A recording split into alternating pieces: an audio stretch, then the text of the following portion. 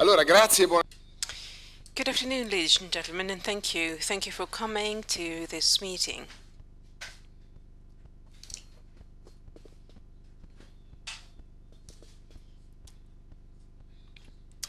My task at introducing Joseph Weiler at the Rimini meeting is ever more difficult year on year because usually when you introduce somebody, you wouldn't repeat what was said in the previous years. But, that is very difficult because Professor Weiler has been attending to 10 editions at the Rimini meeting.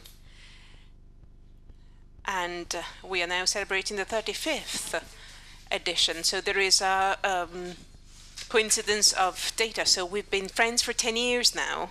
And I believe that you've been here for 10 consecutive years. Just after turning 60, he skipped 1 year. But other than that, he has always been with us for 10 years. So he took a sabbatical year. And then he cut back to us even more persuaded and convinced about the good values in the relationship with the meeting. Professor Weiler, as many of us know already, is a most distinguished professor of law, and not just of law, by the way. He is a professor of law that has taught at Harvard in the US. It is now also teaching at the New York University, and there's a new thing that I found out, and that he's here also as a chair of the European University Institute in Florence, which is based in Florence. And this is a bit of a not advertisement a bit, because he's my neighbor, being Florence. And he's here for the first time as president of the European University Institute in Florence. We're going to hold a conversation today, and Julián Carrón provided us with the idea for this meeting of ours, a book by Carrón, and Julián Carrón presented a flyer that was put together for the European elections, the title being Europe 2014 is a new beginning possible. So we're certainly not celebrating something that has already taken place, i.e. the EU election, but the reason why we wanted to have the conversation on the text that he made available for the presentation of the flyer is connected to the fact that there's something in this text that was not just focused on the elections. There's something that is deeper than that, and our objective today is to try and highlight again what is so important about this text. Now, to start this conversation, I'd like to refer to the title that we've chosen.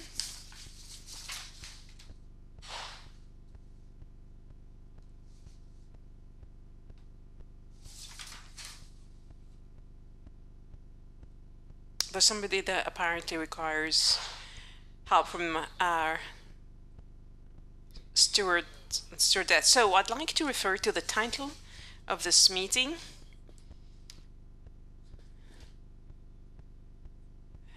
We decided again to discuss about this flyer, and we decided on our title for today's meeting, Europe Ideal or Idolatry. And I'd like to start from that, because idolatry as a title, European ideal for Europe is something that is part of our heritage. But what about Europe as idolatry? That is a very strong statement. It refers to religious values. It refers to basic issues. Why did we refer to idolatry when thinking about this subject? Well, good afternoon, ladies and gentlemen. I'd like to apologize for my poor Italian, as I often do, and I'd like to refer to the word idolatry. Well, there are many meanings to this word. In the ancient times, it referred to have faith, but not in the right God. But there's another meeting that is much more contemporary to that. With all ideals, there's a potential for idolatry, and that's when the ideal is exaggerated, is exacerbated when you take a good thing and you exaggerate on that. And so basically you become somewhat fanatic about that ideal, thus turning the ideal in the idolatry. Think about being patriotic, loving your mother country, something certainly positive. But if you exaggerate and exacerbate that, then it becomes chauvinism, fascism, and this is the idolatry of patriotism. Again, there's something which is originally good, but is exacerbated so much so that it is turned into something negative, i.e. idolatry. And the mother country becomes something as important as God, which is obviously not right. I'll quote also another example, that of liberty, freedom. The freedom of the individual is probably the one trait that marks the difference between us and the animals. And we have the freedom of choice. As humans, we have the moral capacity to be responsible for our choices. But even liberty and freedom can be taken to extremes, thus becoming again the liberty, the freedom to do whatever without any constraint. Freedom becomes slavery in a way, because we are then turned into slaves of our passions, of our desires. So again, in that case, again, freedom, liberty is a positive concept, but then if it is taken to the extremes, it is turned into idolatry, because freedom and without constraints again becomes some kind of idolatry. Even humanism is certainly a major value in the history of the Western world with Enlightenment, but again, that may be taken to extremes.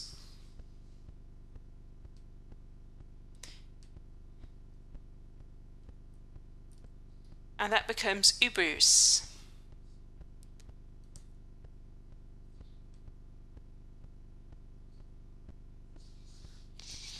So basically, we become idols ourselves. So I've quoted 3 cases in which something good can be turned into idolatry. This is why I refer to the European Union as a possibility to be so much importance on as to be turned into idolatry. Then we'll see that again there's also a potential for that. There's also the risk again that also European integration can look as if it is, again, idolatry. So the European ideal can be turned into idolatry if it is exacerbated and taken to extremes. But as you said, Europe is based on ideals, on positive ideals. It is not a case for idolatry right from the beginning. So now going back to the flyer, the text of Carrón, the Europe was born around a few great words like person, work, matter, progress, and freedom. And what do you think are the main ideals on which Europe was built? Well, let's go back to the origin of the European integration in the 50s. And let's see how these words of Carrón can be translated again into ideals. Peace certainly is a pillar of the European Union. We find it difficult to consider peace as an ideal because peace is certainly desirable. And certainly this is not typical of the European Union. The UN that was set up before the European integration process started. Again, the United Nations was based on peace again, but the European integration process involved some kind of peace for those who are bold. In that peace did not just involve living peacefully. It included also the major value of forgiveness, pardon. The enemies were included into that process. I think about countries that were occupied by the Germans, and they could have dreamt about some kind of revenge, as actually that took place after the First World War, 100 years ago. After the First World War, peace involved taking the enemies of the day before and trampling on them and holding them captives. So basically, it was a confrontation between the winners and the vanquished. But when it comes to European integration, something different happened. Pardoning, we didn't want to forget what happened, but we wanted to look ahead of that and go forward and not taking revenge on our enemies. So rather than trampling on our enemies, rather than opposing the vanquished, the European integration process started out of an embrace, in the unforgettable words of Menet and Schumann, the two important Catholic men, by the way. And the idea of war was to be totally done away with, because war was seen as something unthinkable of, with peace being the major ideal. It was not just a simple way out, but it required some kind of boldness, so as again to do away with the opposition between vanquished and winners, and in an all-enclosing embrace. And then Carrón referred also to the values of economics. Truly enough, Europe, despite the present situation,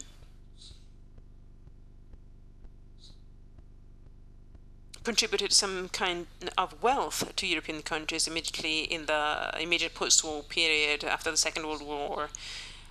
And can you term wealth as an ideal? Well, becoming rich is certainly not following an ideal. It can be desirable, but you can certainly not turn the wish for wealth into an ideal. But in Europe, it was an ideal because through prosperity you acquire dignity not to depend on anybody else, for example. And even more important than that, becoming well-to-do in terms of European ideals implied some kind of solidarity with all the rest in the European Common Market. In the European Union, the wealth was perceived as something that should involve all and everybody, and that certainly is a major idea, because with economic prosperity, there was a strong solidarity that was always the main feature, and that can be turned into a true ideal. Then there's another ideal, and Carrón referred to that as the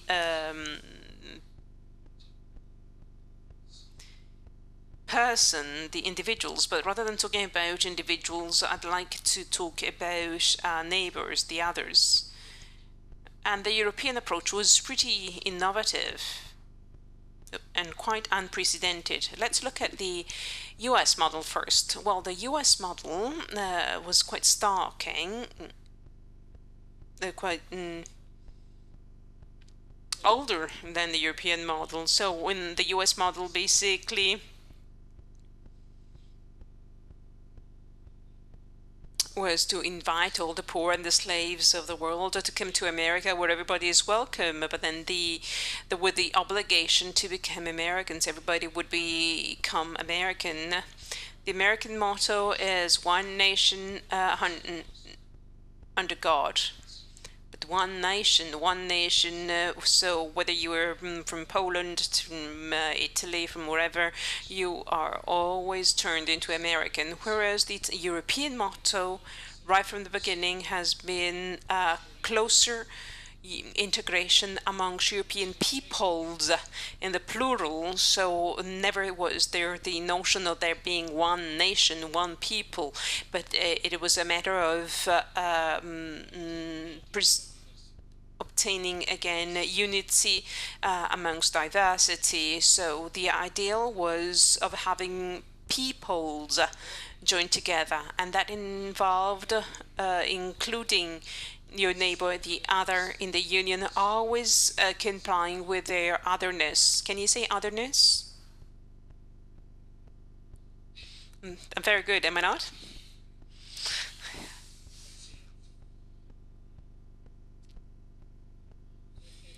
So basically, you're raising the question and giving the answers all by yourself. Not fair. Anyway, this ideal was truly wonderful because one thing is accepting all and everybody on condition that they all become American, whereas something else is giving the freedom for all to be accepted despite their being different. So Italians would be considered as Italian, Germans would remain Germans, the Frenchmen would remain Frenchmen, they would not be turned into anything else. So there's another model which pays full respect to the otherness, and that requires, again, a major effort because accepting the other with their difference, with their otherness is pretty difficult because usually when there's somebody else, there comes some disrespect. So every country basically has other countries in this respect. The first novel that I read in Italian was Lessica Familiare by Natalia Ginsburg, and his father was always say, you folks, somebody again different from the main character. Whereas the model of European integration is again is based on the acceptance of the other. So these are the three main ideals on which European integration process was based.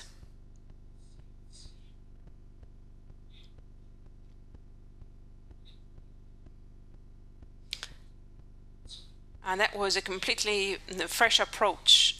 So law was very much at the basis in the European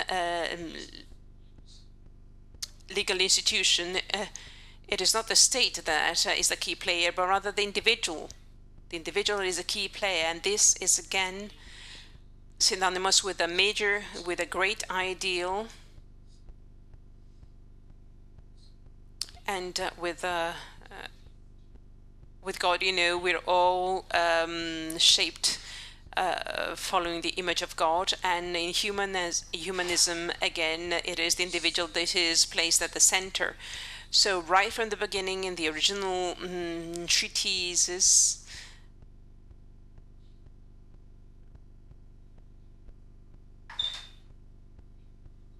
the individuals would be privileged, and not the state, but the mere individual. So these again are the four main pillars of the European integration process.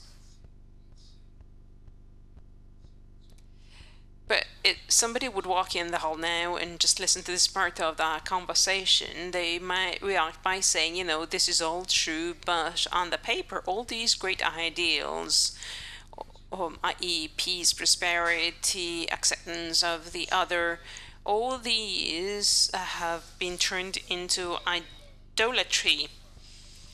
And the leaflet by Carrón, the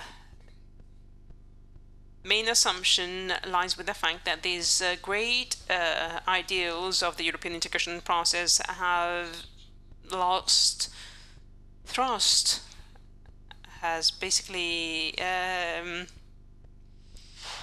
well, you should remember that I am the president of the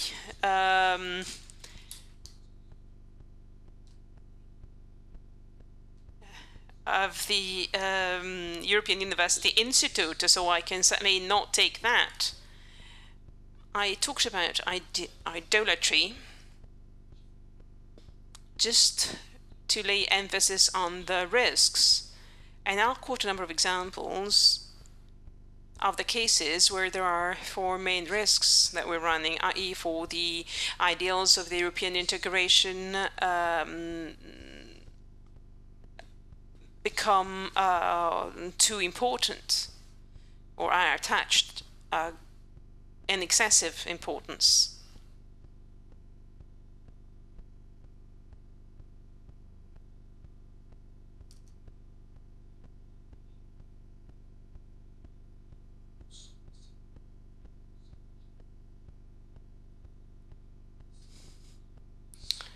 As for the individual, laying emphasis on the individual, focusing on the individual is certainly something most important.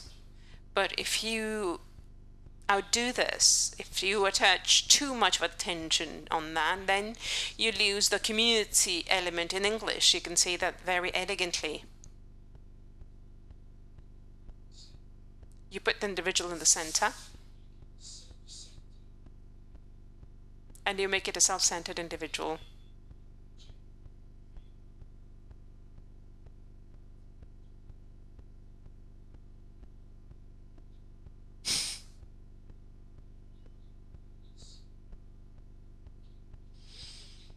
There's a risk, therefore, whereby a project of European integration, and Monet says,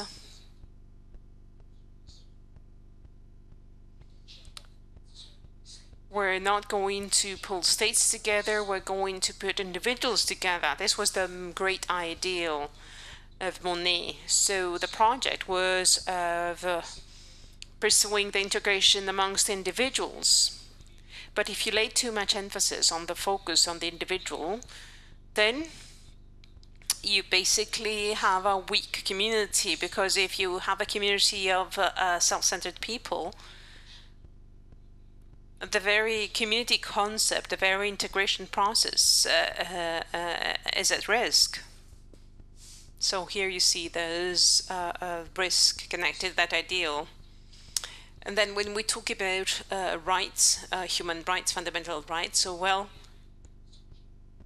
I certainly shall not live in a situation where human rights are denied. I shall never want to live in a society where fundamental rights, human rights are not complied with and respected. But there again, there's a risk of exaggerating, of taking that to extremes, and that under different perspectives, because if you put too much emphasis on the rights of the individual, well, if you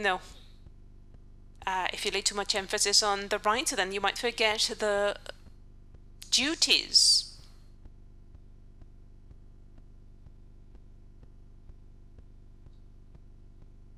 You always wish for people to go through your Bibles, to read the Bible. Chapter 19. Well, you find mention of the need to love your neighbor as if it were yourself. I am the Lord. And if you read that chapter, you understand that it is very modern. You shouldn't concentrate on the rituals, but just on the values. It could have been the platform of a Christian Democratic Party, of a Social Democratic Party, the other, the poor. There's a very strong social conscience, something that seems, again, very modern in that Bible, but there's a difference because the word right never features. It's all based on duties. Your duties are not represented by the state, but you have a personal duty to help those who are sick, those the widows, those who are poor. A society which is based just on rights, without any attention to duties, is weak. And again, the ideal becomes idolatry because people then tend to take it all without giving anything. But paying taxes, paying taxes has no spiritual value to it. I pay taxes to the state and somebody else distribute that money to other people. So we shouldn't be just happy with taking from the state. So if you lay too much emphasis on the rights and you forget about duties, then again the ideal of rights can be turned into idolatry. And then, as Carrón states, again, too much emphasis on rights might include the potential for oppression, because if an individual has too many rights, that might infringe on the rights of his or her neighbor. Then when we talk about rights, and that again is a legal concept, the Charter of Rights, Constitution, the Charter of Strasbourg, all the treaties, all these are legal tools protecting rights or enshrining rights. Well,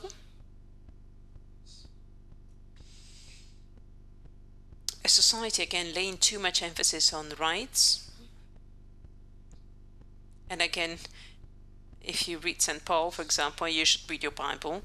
St. Paul, for example, explains the risk, as all the other prophets do, Jeremiah and Amos, explains the risk that they're derived from a society where too much emphasis is laid on the rights, on the law, without any reference to the heart.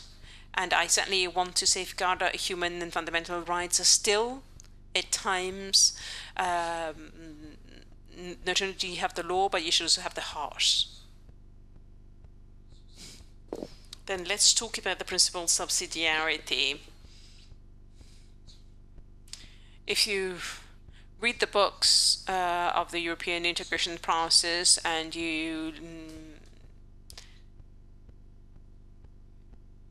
Christianity is named in two places, i.e., whenever reference is made to the Christian Democrats as a political party, and when reference is made to the principle of subsidiarity. Because in Europe, we say that subsidiarity is a principle that we have learned from the Catholic Church doctrine. Well, I'm not quite sure, subsidiarity may be the same word, but the result could be actually quite different. Why is that?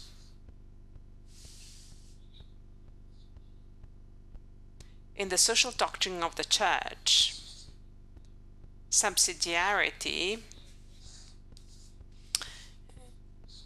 is aimed at empowering the individual. I.e., all individuals are to be perceived as responsible and should take up their responsibility for the well-being of the society. Within the European integration process, subsidiarity may be turned into a tool to de-responsabilize the individuals, because subsidiarity in the integration process is always focused on the level of government to which the law is connected. So in a hierarchy, starting from the union, going down through the state and to other. But it is an institution. It is it belongs again to the region, to the state, to the EU. There's no space whatsoever for the responsibility, for the empowerment of the church, of associations, for the individuals. So the mechanism takes away responsibility from the individuals, because the individuals basically again are left with asking without ever being held responsible. They always have to refer to the community or to the European Union or to the state or to the region, but always to some level of government without never being held responsible themselves. In the social doctrine of the Catholic Church, this is not the case, because again it is a nice concept, so that not all decisions are made in Brussels, but to decide on a level which is closer to the level of the decision. But that so it's a nice concept which is taken to extreme, so much so as to take away responsibility from all the individuals and to de-responsabilizing individuals.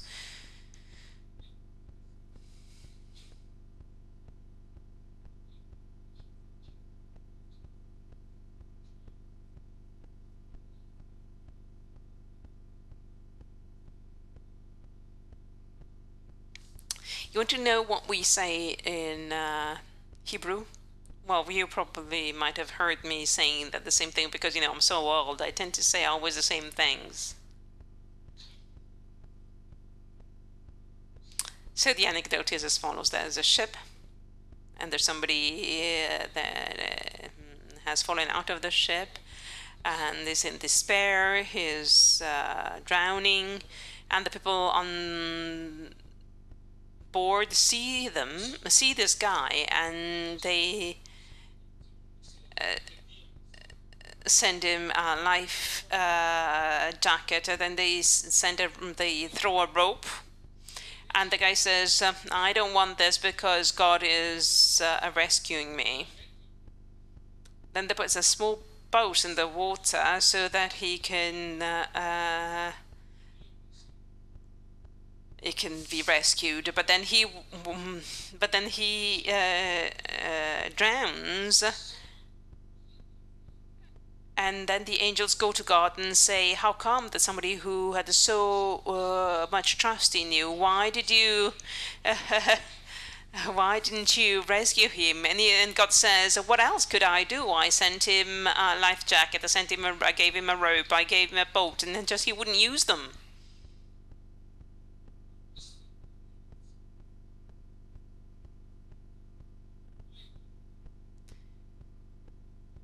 Over the years,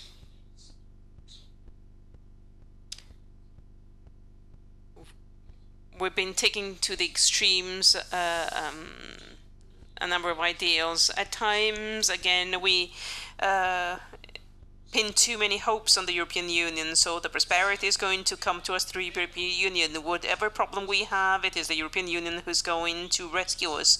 This is not the case. The European Union has a quite limited scope.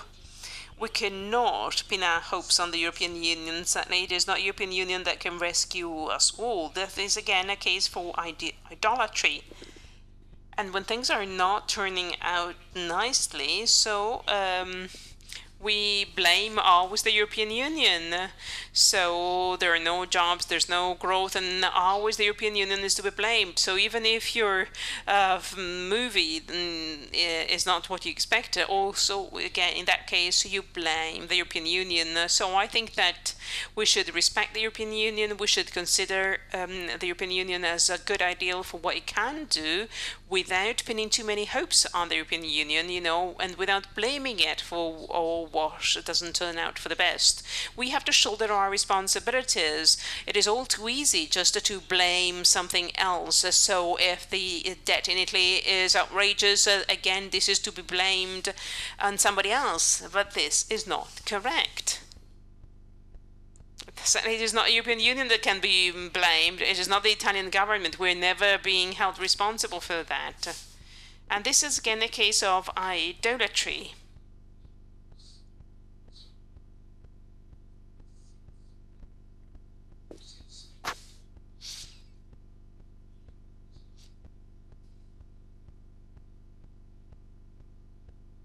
So if you demand everything on Europe, if you expect that the European Union can solve our problem, that you run into, again, the case of idolatry. You exaggerate too much something which is ideal, and you take that to an extreme, so much so as to be led into idolatry.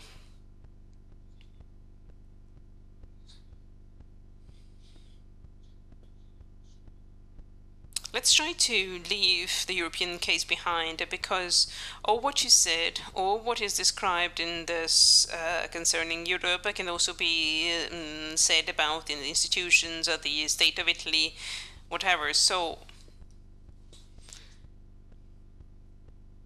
in this book, basically, there's a request for a level of freedom if subsidiarity may lead to de-responsibilizing individuals, or, as you said, if what was initially some kind of thrust for peace and then can be taken to extreme, so much so to be turned into idolatry, are we actually right in asking for a high degree of freedom?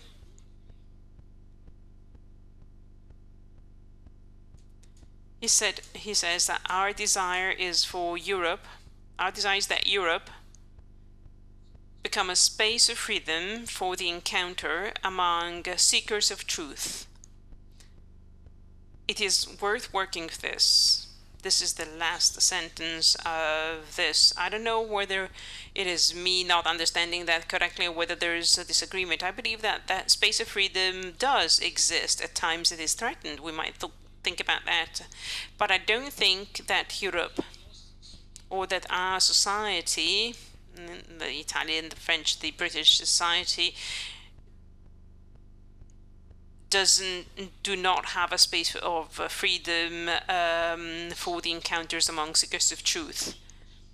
I think that that freedom can be threatened, can be under siege, but I don't think that this is the main point. I don't think that this is the issue.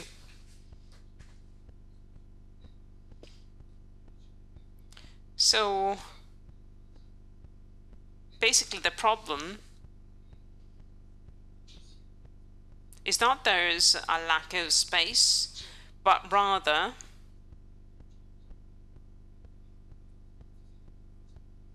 there should be a religious stance taking advantage for this space, using this space. So my question is as follows. Basically, you're shifting the attention from a constraint of the institutions, something that we may demand from the institutions, to something else, i.e. the strength of the individuals that fill this space of freedom. I don't know whether I understood correctly. I'm not saying something which is very sensitive, so I don't want to offend anybody. And here's what I want to say. Over the centuries, the Christians have been the overwhelming majority. And being the majority, they were used to wanting their way, basically. Well, I believe that over the past decades, for the first time ever, the true believers, the Christians that were true believers, are not in a majority. Benedict XVI says that the believers are now a minority, a creative minority, and you're not used to being the minority. So whenever there's a threat, you tend to fight for that. Well, we are your elder brothers, and for over 2,000 years we've been the minority, and we've been fighting for our beliefs. So you should train us, on getting used to being in the minority.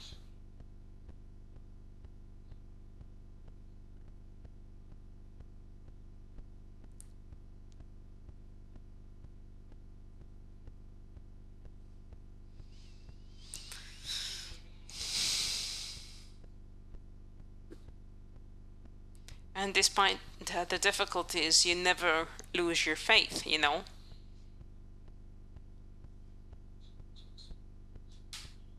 So we might talk about the threats.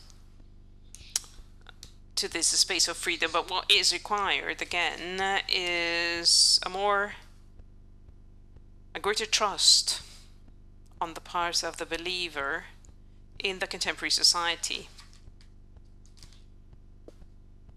Carrón says that Europe should become a space of freedom for the encounter among seekers of truth. Well, that encounter should take place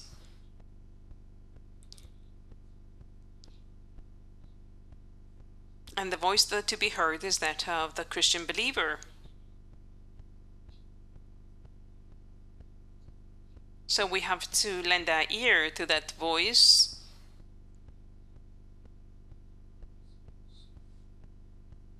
that is going to feature in the political discourse, in the political narrative. This is a very sensitive issue.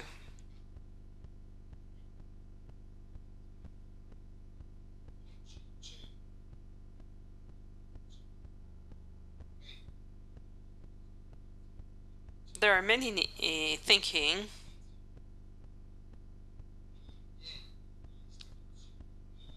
stating that there's an attack being launched against the European religion that basically prevents this encounter.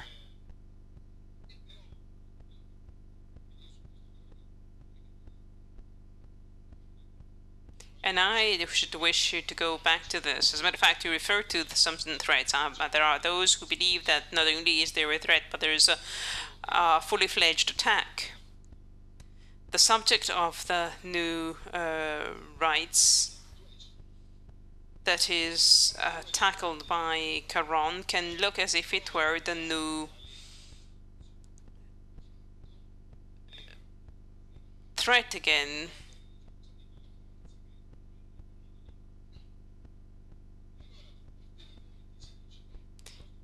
Many feel that our main objective should not just seeking for truth, but rather fighting for a different legislation. I'd like to read you something on that. Carrón at some stage states, reacting to this urgency doesn't imply going back to a confessional state or to a Europe which is based on Christian laws, some kind of the sacred Roman Empire, as if this were the only possibility to protect the individual, his right and his individual. This would run against the idea of Christianity. Let's stop here, actually, because these are certainly very important words by Carrón.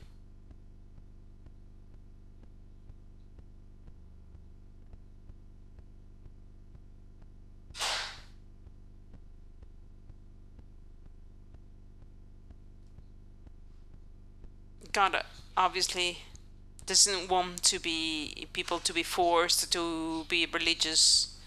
A free individual decide whether they want to have faith or not. Just the possibility to say no to God basically validates those who actually say yes to God. So this is the main point. Now, before talking about the threats,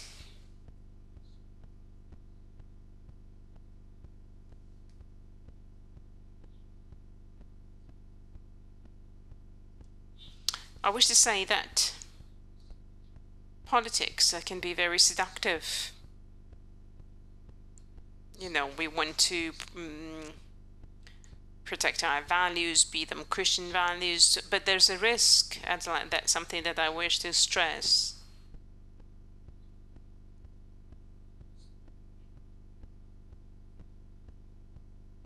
Our commitment in the public life is based on ethical values, but religion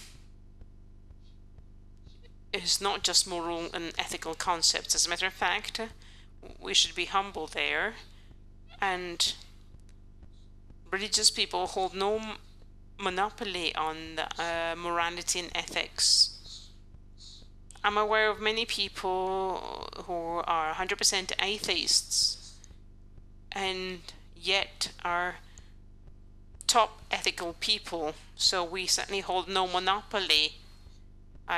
There are theologians against that, but I believe that as religious people, we hold no monopoly whatsoever on morality, ethics, on ethical life. There could be somebody who's an atheist that arrives at the same level of morality and ethics. The difference between the religious people and the atheists, for example, is not the morality, is the research and the sanctity. We always have to remember that politics is seductive, but the life of a religious people have important aspects to it that have nothing to do with the society. Concentrating too much on politics is something that makes us lose certain meetings, and for the religious man the situation is different, not as superior, but is different because the research for sanctity, the imitatio Deo, is indeed the monopoly of the religious people, because sanctity means nothing in the vocabulary of lay people. So I'm not stating that with any kind of pride or feeling of superiority. This is a truism. So we should remember that there are important aspects, as for example prayer, and many other aspects of religion that makes us different and identify as a people looking for sanctity. We shouldn't try to impose that on others, but that is, again, part and parcel of our heritage. And sometimes I believe we forget this aspect of religious life. I wanted to lay emphasis on that because I believe that this is most important. What about the role of the individual, of the religious individual within society?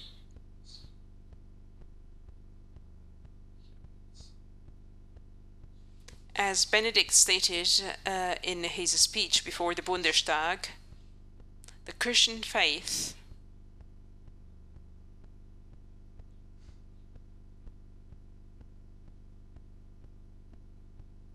the laws of the Christian faith do not come from revelation, but rather from reason. God has created us as human beings, reasoning human beings.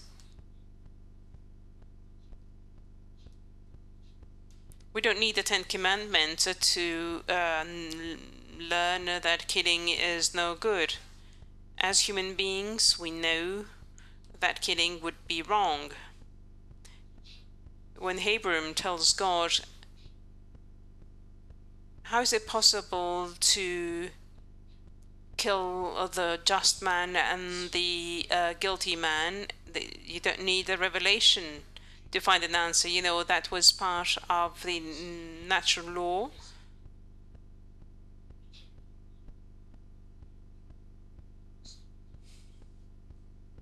And then with Sodom and Gomorrah, apparently God wishes to kill the culprits and the innocent. And there's something important in the laws of Christian values that are very much based on reason, with no hesitation, without sense of inferiority, and with trust and humbleness. Christian people can walk into the square and fight for these values that are based on the reason, and they do not depend on revelation. There's no religious coercion. We all know that killing is wrong, so there's no need for a law to state as much. And we certainly know that all those who perpetrate homicides are to be prosecuted.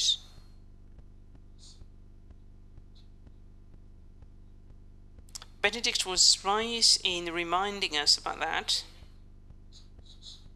And his speech was quite historical. He talked about the philosophy ideal, and he took some ideals from the Second Vatican Council, and there are risks connecting to that, because if you go to the Agora, the square, and talk about the reason, you have to protect the reason, you have to safeguard reason. You cannot become unreasonable and just rely to revelation. You have to continue basing yourself on what is reasonable. But this is not just the only contribution that may come to the religious man, to the social life of a community. When thinking about the human being, the religious individuals are different from people without religion. I'm not stating that they are any superior, I'm just stating that they are different. What is God requiring of us? He's asking us to be humble with our God. We never have to be excessively proud, but we are certainly different being religious, where God lies at the center, and it's not just man that lying at the center. Now, referring to Giussani, there's a strong desire, there's a yearning for the infinite. There's a yearning to go beyond of matter, materialism, to touch upon transcendental truths, thus defining individuals, the religious individuals, showing that there are indeed spaces to understand what a human being is all about, and for religious people have a unique take on that. They contribute a specific view. Again, they have their own specific perspective. And this is something that is not arrived at by way of legislation and laws. This is something that may happen through your experienced life within the society, through testimonies. As a Jew, I believe that you shouldn't just find followers.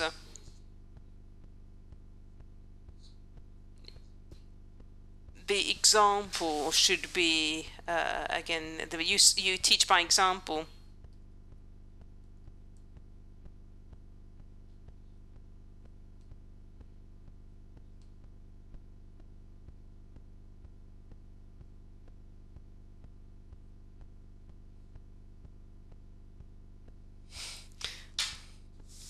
I would like also to refer again to Carrón. Carrón states that there's just one way to fill this gap with the only right religion, which is the Christian religion. I can resist the temptation to refer to that. Well, we believe that God has entered into an alliance with us forever.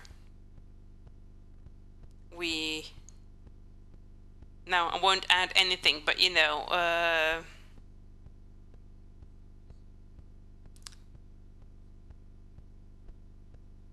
I couldn't resist the temptation. It was really tempting for me to say so,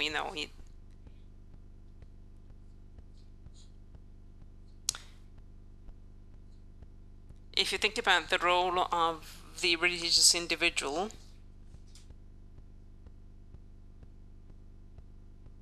we should also refer to, again, the legislation being based on reason. You also have to consider the example that is set by lives as they're lived.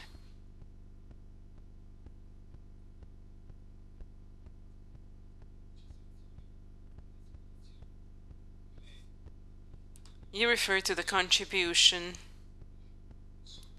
coming from religious people to the public space.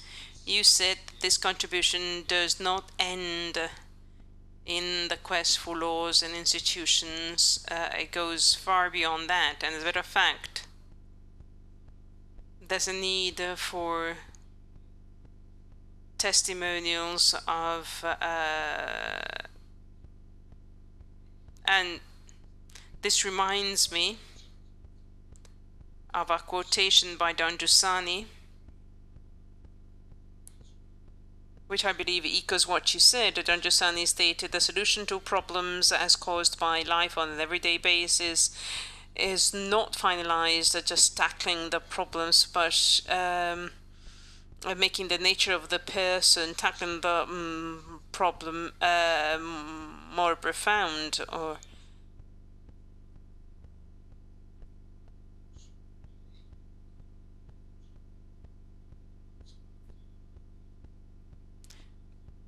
the contribution from a religious man to the building of the political space, I believe, refers again to these religious people.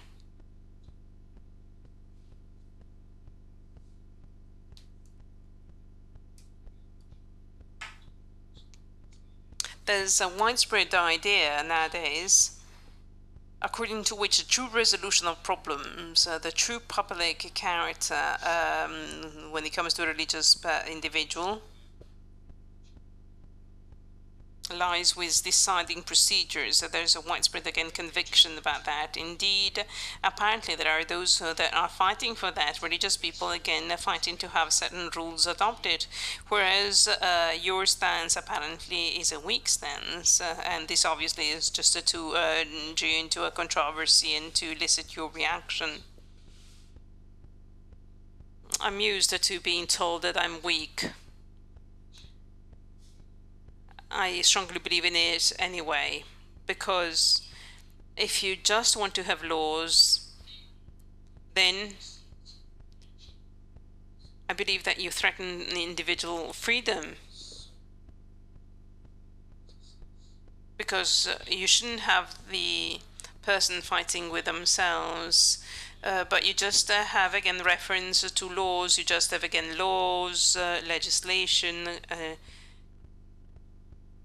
and whenever I have to decide on how to behave, I should look at the laws. Well, I believe that this is not fair. There are many other things that are to be kept into due consideration. I believe, again, that this impoverishes the individual,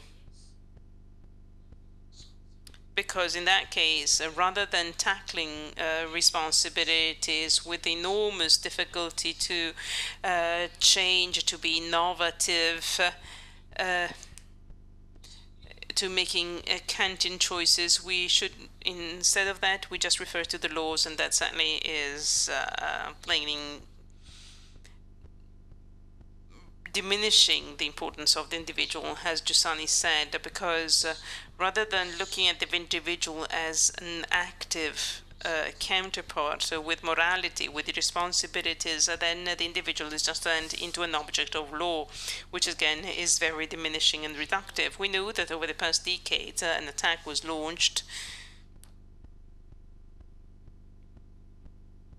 against religion and religious people.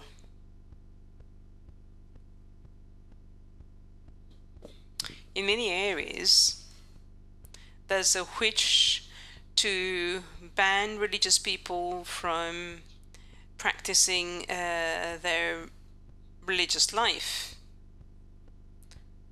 where we shouldn't be too steadfast and rigid. Whenever a request is put forward, that request doesn't necessarily have to be accepted just because somebody says, this is what my religion says. And I'm quoting always the same example. If somebody should come to me tomorrow, let's consider that he's might name Abraham or somebody from Milan, Hebrew, and he tells me, tomorrow I'm going to take my son, my only son, the one that I love best, and I'm going to spend 3 days around the region of Lombardy, and if I find a nice hill, and then I make a sacrifice to God because God told me I should do that, well, in that case, I am going to try and have him jailed up because of attempted homicide. So certainly the fact of saying my religion tells me that is not to be believed. Even those who want to have the circumcision on the women, well, we don't necessarily have to accept all and everything.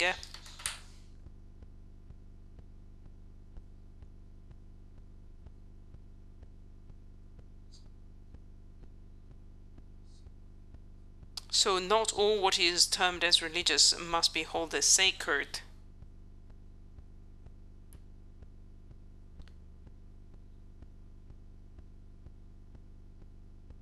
Let's talk about abortion.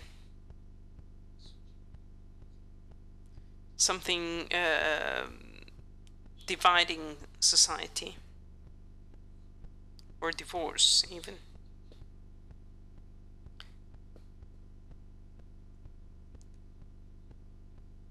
One thing is having the society being imposed on divorce. One other thing is, with us, the divorce doesn't exist. We see many threats against religious practices. Religious people shouldn't have their stances imposed on other people. But he has to be set free, you know, to follow the indication coming from his religion.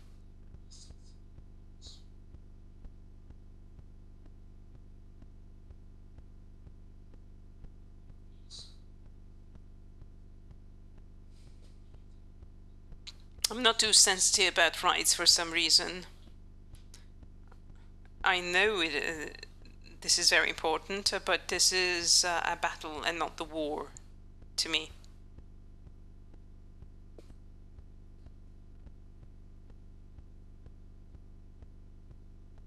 We're reaching the end of our conversation, as I've been told, but there is one last question that I wish to raise. And I understand there's some tension also in the whole. I understand that this is quite a serious subject. But I'd like to close on a true novelty, something that I haven't referred to, because I wanted again to have this element of suspense. So this is the first time you're here as an Italian citizen, and I think that we should put together.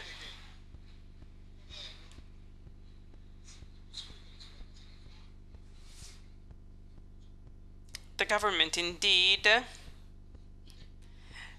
has given the citizenship to Professor Weiler.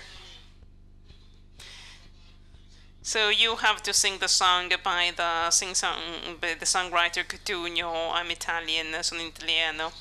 I think that nobody truly Italian would never sing that song.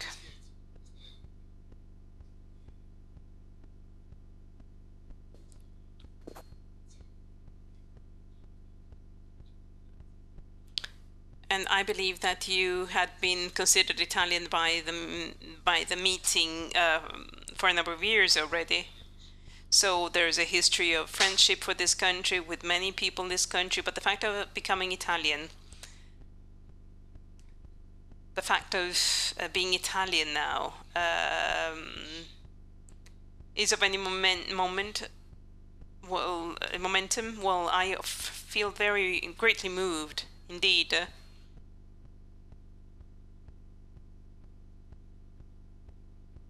A large portion of my life, 35 years, have been spent in this country. I wish I could have said that one of my 5 children were born in Italy. Unfortunately, this is not the case. They were all born in America. At least one was conceived in Italy.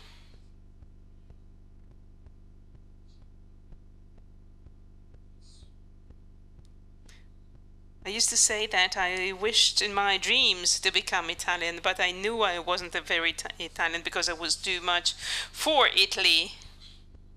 I've always been too much for this country to be considered as a citizen of this country, because I know that you're all against this country. And now that I have become Italian citizen, I can start leveraging criticism. This means that you are truly Italian, yes. I'm not a true Italian again because I cannot leverage too much criticism. There are minor things that I can find out, but I believe that this society, despite all the difficulties, is certainly marked by a high level of culture and humanity. There's a very special humanity to these people. If I were to choose to be poor in any country, I would like to be poor in Italy. I think it's best to be poor in Italy, or it's better to be poor in Italy than in anywhere than in other place, be that Germany or any other country. There's a great humanity in this country.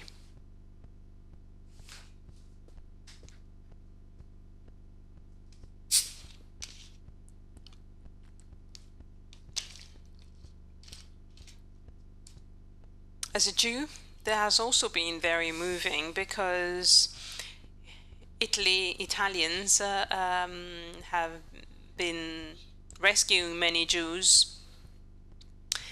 There was the famous ghetto in Rome, but the Italian population have been pro-Jews. They have indeed again rescued many Jews. As a matter of fact, Italy is the only country worldwide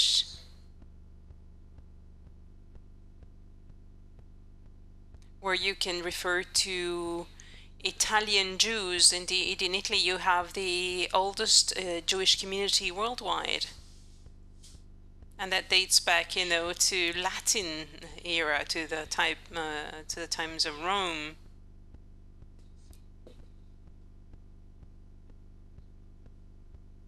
As an Italian, I also have the European citizenship, and I'd like to comment my European citizenship. I'd like to summarize in 2 words what European citizenship implies for me. If you're Italian, you're not just also European. When I conceive myself as being European,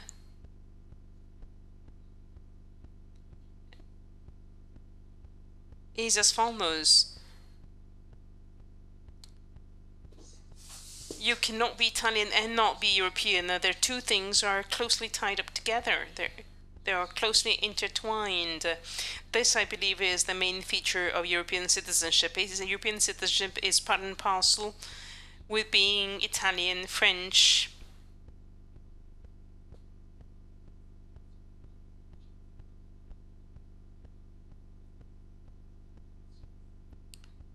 so my parents were originally European. All my country, I was the only one not to be European, but thanks to Italy, I can now also consider myself as a European, thanks to Italy.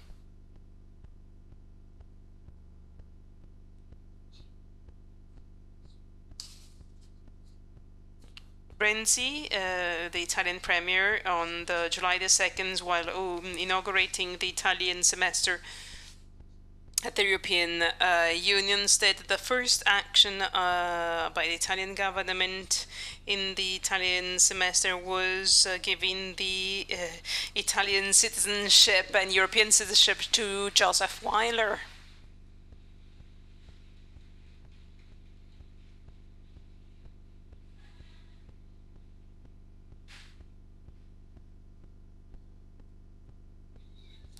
I'd like to close this conversation.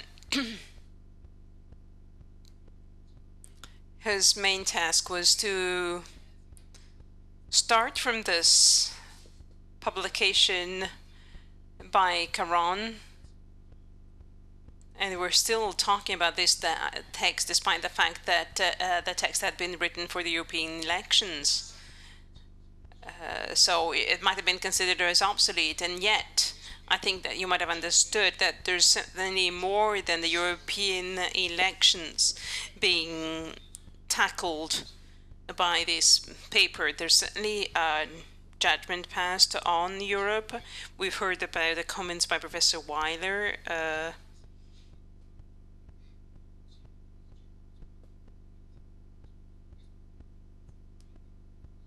We're greatly honored by the fact that he certainly stressed a certain parts of this text. So he talked about ideals being taken to extremes, so much so as to become idolatry, and there's common views on that between Carrón and Professor Weiler.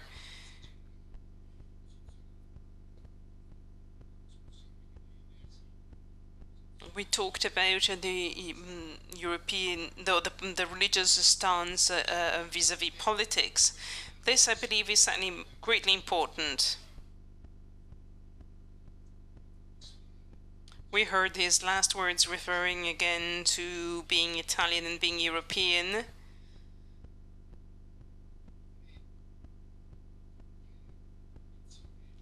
And we've learned that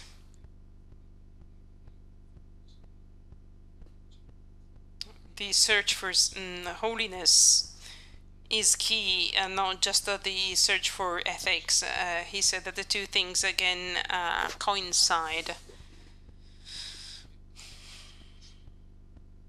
If I were to find a main bullet in this conversation, if I had to make a quotation out of this conversation, I would refer to this mysterious way through which God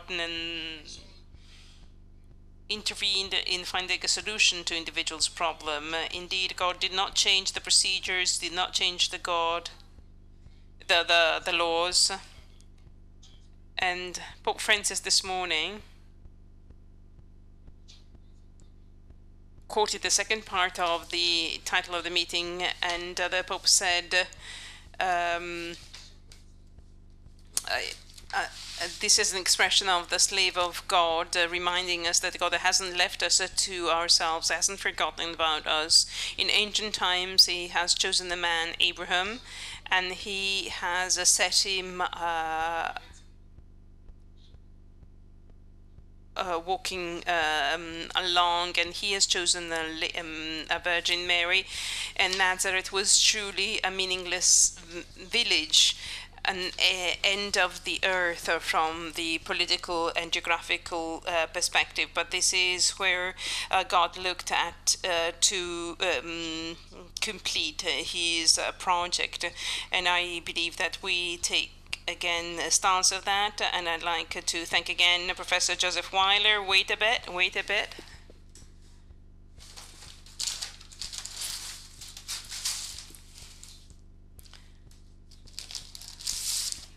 There's something very important when tomorrow we should study the Bible together. So tomorrow we have a meeting to study the Bible.